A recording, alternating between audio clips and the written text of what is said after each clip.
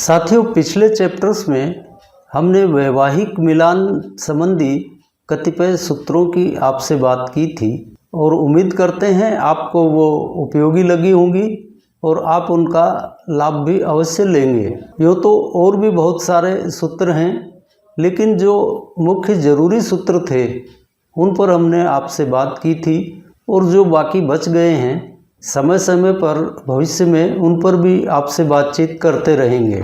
और आज हम आपसे बात करेंगे केतु के ऊपर। इस चैनल पर केतु के विषय में कम ही बातचीत हुई है और ज्योतिष शास्त्र में देखा जाए या हम भी आपस में देखें तो राहु के ऊपर तो बहुत बातचीत होती है, लेकिन केतु को इग्नोर कर दिया जाता है। लेकिन एक बात का ध्यान रखिए कि केतु भी अपने दशाकाल में या नक्षत्र स्वामी होने की स्थिति में पूर्ण फल ही देता है। अब वो फल अच्छे या बुरे चाहे जैसे भी हो सकते हैं, और केतु के अच्छे या बुरे फल कैसे होंगे यह तो कुंडली में उसकी स्थिति पर ही निर्भर करता है। और केतु को हम पापी ग्रह मानकर यह सोच लें कि यह बुरे फल ही देगा तो यह ठीक नहीं होगा। केतु बहुत अच्छे रिजल्ट भी दे सकता है, लेकिन यह निर्भर करेगा कुंडली में उसकी स्थिति क्या है। तो आइए इसे अब एक उदाहरण कुंडली से समझने की कोशिश करते हैं। अब आपके सामने यह एक वृश्चिक लग्न की कुंडली है और केतु यहाँ पर ये चतुर्थ भाव में बैठे हुए हैं और केतु यहाँ पर ये चतुर्थ भाव कुंभ राशि में बैठे हैं। अब यहाँ पर आप देख रहे हैं कि केतु यहाँ पर पंचमेश है और अपने भाव से द्वादश भाव पर बैठे हुए हैं। तो यहाँ पर यह पंचम भाव भी एक्टिव हो जाएगा और यह द्वादश भाव भी एक्टिव हो जाएगा। अब केतु की उच्च राशि सिंह दसम भाव में है तो यह दसम भाव भी एक्टिव होगा और केतु अपनी उच्च राशि से सप्तम भाव की दूरी पर बैठे हैं तो यह सप्तम भाव भी एक्टिव होगा। अब यहां तक हमने देखा कि पंचम, सप्तम, दसम और द्वादश ये चार भाव एक्टिव हो गए हैं। अब यहाँ पर केतु की नीच राशि कुंभ चतुर्थ भाव में है जिसमें कि ये स्वयं ही बैठे हुए हैं। तो इस हिसाब से यहाँ पर चतुर्थ भाव को डीएक्टिवेट होना चाहिए, पर अभी रुकिए, इस पर थोड़ी देर बाद भी बात करेंगे। पहले थोड़ी सी दूसरी बातें कर लेते हैं इस केतु के विषय में।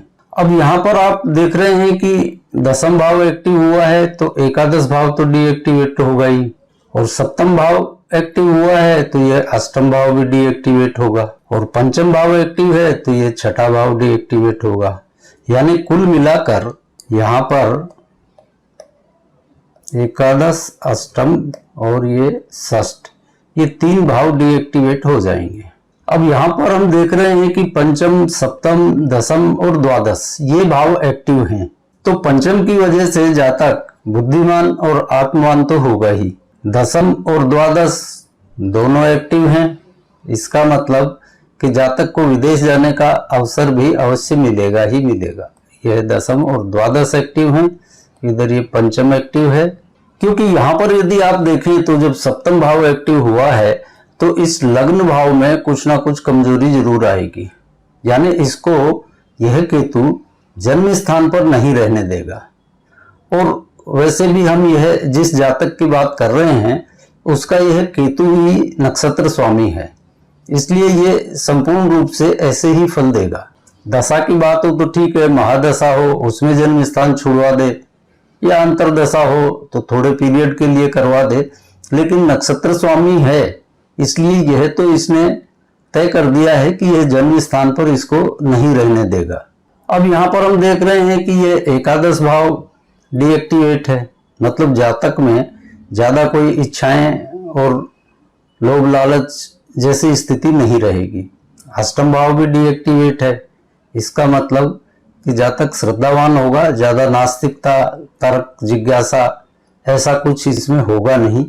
और छठा भाव डीएक्टिवेट होने के कारण यह जातक ज्यादा सोच में नहीं उलझेगा, क्योंकि यहाँ इसका छठा भाव डीएक्टिवेट होकर द्वादश एक्टिव हो गया है तो स्वभाव में एक उतावलापन और जल्दबाजी रहेगी। जो भी करना है वह फटाफट करेगा। अब यहाँ तक हमने केतु को देखने की एक सामान्य सी प्रक्रिया पूरी कर ली है कि यह केतु क्या फल देगा, कैसे रिएक्ट करेगा, यह हमने जान लिया है। अब यहाँ पर जिस संदर्भ में हमने इस केतु को लिया है उस विषय पर आते हैं। अब केतु के विषय में हमने आपको एक विशेष नियम बताया था कि केतु जिस भाव में बैठेगा उस भाव को एक्टिव करेगा यानी बढ़ाएगा उसके फलों को, और वहां जो राशि होगी उस भाव के फलों में कमी करेगा या उसको डीएक्टिवेट कर देगा।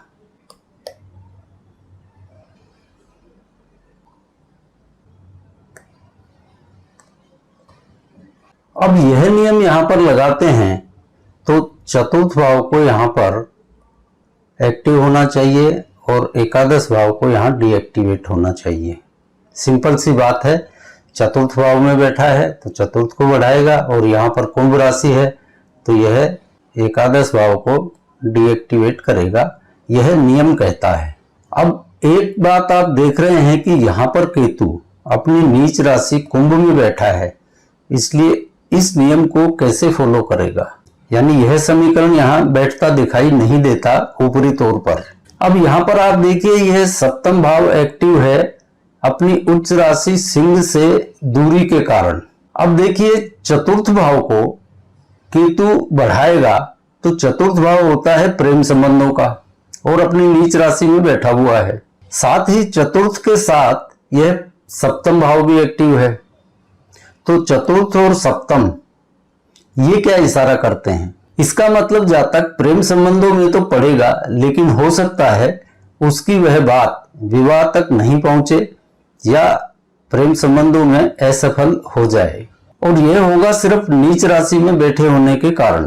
पर यह पक्का है कि विपरीत लिंगियों के साथ में इसके अफेयर जरूर रहेंगे, बात विवाह तक पहुंचे या नहीं पहुंचे, यानी यहाँ प्रेम विवाह की सफलता संदिग्ध हो जाएगी। अब यहाँ नीच राशि में बैठे होने के कारण केतु की तो यही इच्छा है कि वह जातक को प्रेम संबंधों में सफल नहीं होने दे, क्योंकि नीच राशि के फल कोई भी ग्रह देता नहीं है। लेकिन ध्यान रखिए कि कुंडली में केवल एक केतु ही नहीं है, अन्य ग्रह भी हैं, उनकी भी दशाएं अंतर्दशाएं आती जाती रहती हैं और उनका भी प्रभाव जीवन पर पड़ता है। तो जिस भी किसी अन्य दशा काल में इस जातक का चतुर्थ भाव किसी ग्रह द्वारा एक्टिवेट कर दिया गया या कर दिया जाएगा और उस दशा में जातक प्रेम विवाह कर ले, तब क्या होगा, तब यहाँ नीच का केतु होने के बावजूद भी प्रेम विवाह हो गया तो यहाँ पर चतुर्थ एक्टिव हो जाएगा और एकादश भाव यहाँ पर डीएक्टिवेट हो जाएगा, यानी चतुर्थ के फल इसने उठा लिए, वहीं पर इसका एकादश भाव नष्ट होगा।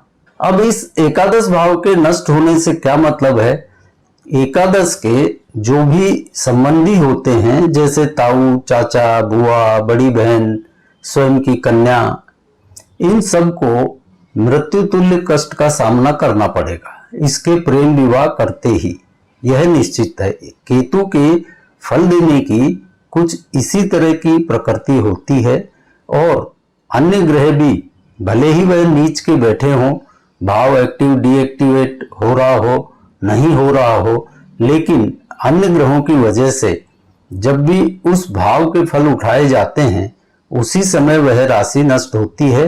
जैसा कि यहाँ पर हम देख रहे हैं कि इस जातक के प्रेम विवाह करते ही एकादश भाव के संबंधियों को मृत्यु तुल्य कष्ट होगा। अब यह जिस जातक की कुंडली है उसने प्रेम विवाह किया और प्रेम विवाह करने के बाद ही उसके चाचा नहीं रहे, चाचा जो कि एकादश के संबंधी होते हैं उनका देहावसान हो गया इसके प्रेम विवाह करते ही, यानी यहाँ केतु ने चतुर्थ भाव को एक्टिव कर दिया, चतुर्थ एक्टिव हुआ वैसे ही एकादश भाव नष्ट हो गया। अब यहाँ पर आप केतु के विषय में क्या कहेंगे, इसने अच्छे फल दिए या बुरे फल दिए। अब एक तरफ तो विवाह जैसी खुशी, दूसरी तरफ चाचा के देहावसान का गम। इसीलिए हम बार बार कहते हैं कि कोई भी ग्रह हमेशा एक जैसे फल नहीं देता, वह कहीं पर अच्छे फल देगा और उसके बदले में कहीं ना कहीं खराब फल भी देगा। तो आशा करते हैं आपको हमारी बात समझ में आई होगी। अब लाइक शेयर सब्सक्रिप्शन की अपील के साथ आज के चैप्टर को विराम देते हैं और अगली बार आपसे मिलते हैं किसी नए विषय के साथ। तब तक के लिए जय जय सिया राम।